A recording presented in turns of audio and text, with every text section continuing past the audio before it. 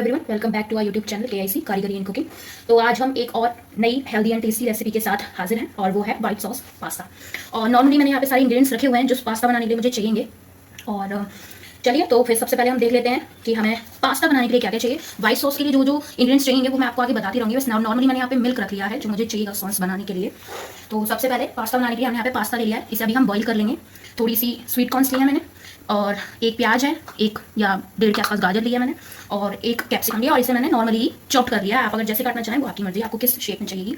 और ये थोड़े से 4-5 गार्लिक्स हैं जिन्हें मैंने छोटे छोटे चॉप कर लिया है। और ये 2 हरी मिर्च हैं। हरी मिर्च ऑप्शनल है, आपको डालनी है आप डाल सकते हैं, नहीं तो आप इसे स्किप भी कर सकते हैं। तो कैसे बॉईल करेंगे और मैं आपको 1-2 टिप्स दूंगी जिनकी वजह से आप जो पास्ता है उससे थोड़ा रेस्टोरेंट फ्लेवर में बना सकते हैं। तो चलिए फ्रेंड्स, मैंने अपना पास्ता जो है इसमें डाल दिया है और ये कुछ इस तरीके का मैंने पास्ता लिया है, थोड़ा लॉन्ग टाइप का, आप जैसा अवेलेबल हो वैसा ले सकते हैं। और इसमें अब हम क्या करेंगे कि 1 चम्मच नमक डाल देंगे, व्हाइट सॉल्ट।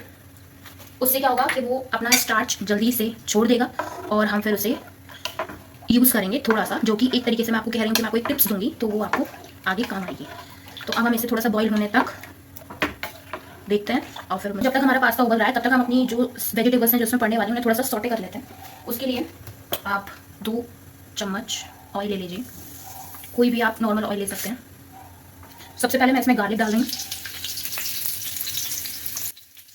इसे हल्का सा ब्राउन होने तक हम इसे थोड़ा सा फ्राई करेंगे। फिर उसके बाद मैं इसमें हरी मिर्च डाल दूँगी। अब हम इसमें हरी मिर्च ऐड कर देते हैं।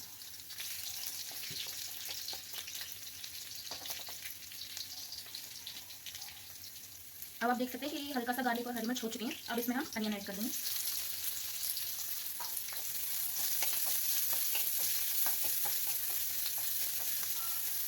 अब हम इसमें गाजर ऐड कर देंगे और कैप्सिकम और आपका स्वीट कॉर्न। हमें इन सब्जियों को ज़्यादा ब्राउन नहीं करना है, बस थोड़ी सी ये स्मूथ हो जाए, बस इतने तक ही हमें थोड़ा सा इसमें फ्राई करना है।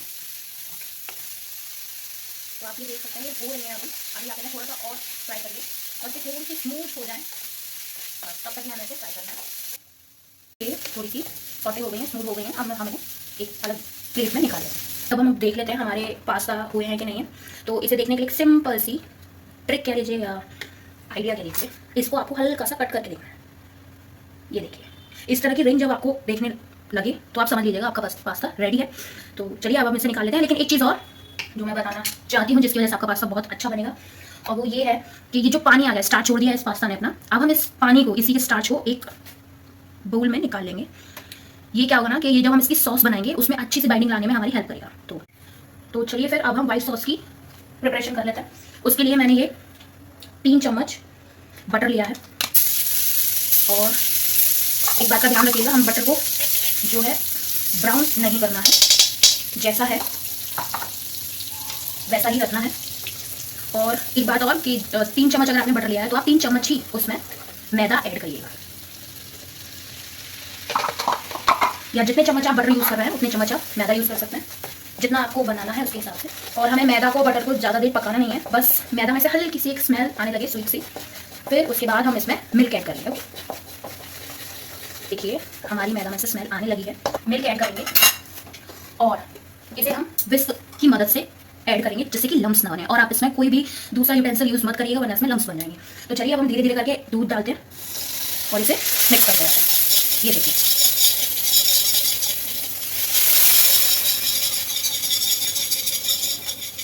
थोड़ा दूध डालते रहिएगा जब तक ये अच्छे से मिक्स ना हो। तो आप ये देख सकते हैं ये कुछ इस तरह की कंसिस्टेंसी आ जाएगी इसकी। ये देखिए, अब हम इसमें ढंग से मिल्क ऐड कर सकते हैं और आप मिल्क उतना ही यूज़ करिएगा जितना कि आपको सॉस प्रिपेयर करनी है अपने पास्ता के लिए।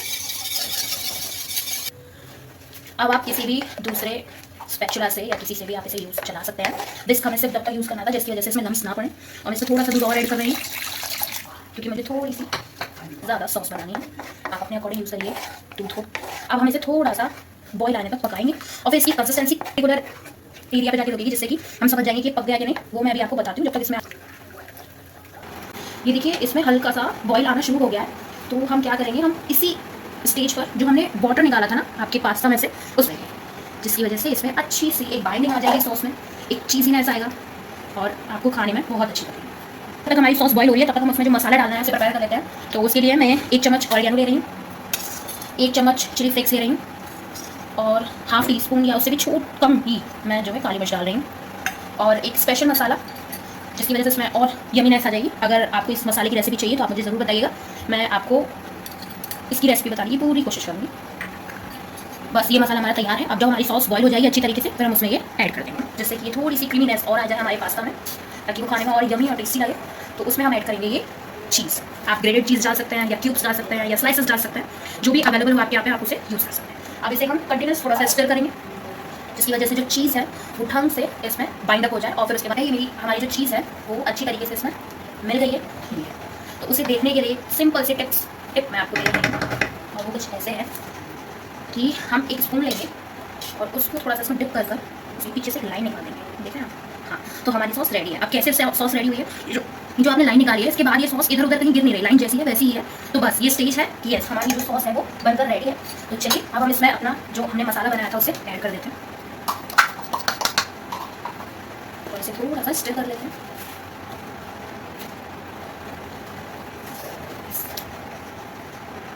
तो ये इसमें जो हमने वेजीज थोड़ी सी सॉफ्ट करी थी उन्हें इसमें हम मिक्स कर देंगे। सारी वेजीज को मिक्स कर देंगे इसमें ढंग से। अब मैंने ये सारी वेजीज इसमें मिक्स कर दी हैं। अब चलिए अब हम इसमें अपना पास्ता मिक्स करते हैं। अब ये मैंने पास्ता इसमें ऐड कर दिया है और अब मैं इसे इसमें ढंग से मिक्स कर दूँगी आराम से।